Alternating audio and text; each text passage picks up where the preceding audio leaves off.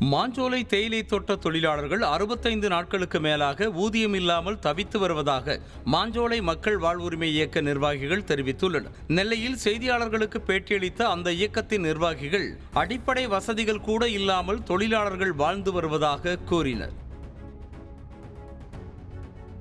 இந்த ஸ்டேட்டஸ் ரிப்போர்ட்டை வித்ரா பண்ணுங்க. இது ரொம்ப தவறானது. இது மக்கள் இதை எதிர்பார்க்கல. மக்கள் இன்னும் நம்பிக்கை வச்சிருக்காங்க. ஸ்டேட்டஸ் ரிப்போர்ட்டை வித்ரா பண்ணி ஸ்டேக் ஹோல்டர் கன்சல்டேஷன் வச்சு மக்கள் பிரதிநிதிகளை வச்சு மக்களையும் கூப்பிட்டு பேசுங்க. முதல்ல ஒரு கமிட்டி போடுங்க. முதல்ல மக்களுக்கு என்னதான் வேணும்னு கேளுங்க. டேண்டி ஏத்து நடத்த முடியலன்னா அப்புறம் என்ன பண்ணலாம்? உங்களுக்கு வாழ்வாதாரம் கொடுக்க முடியுமா?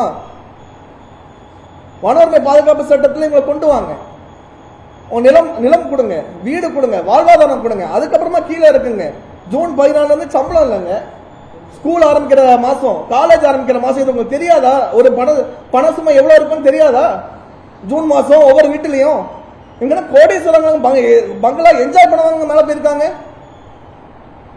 தினக்கூலியா வேலை செய்யறாங்க. மாச சம்பளம் சொல்லி சண்டே கூலி கிடையாது. இந்த மாதிரி கேள்விப்பட்டிருக்கீங்களா? அங்க இருக்க ரோடு பார்த்திருக்காங்க, வீடு பார்த்திருக்கீங்களா? தரையை பார்த்திருக்கீங்களா? ரூஃபை பார்த்திருக்கீங்களா? எங்களுக்கு பார்த்து அவ்வளவு மோசமா இருக்கு. ஆனா மக்களை சொர்க்கமா நினைச்சு வாழ்ந்துட்டு இருக்காங்க.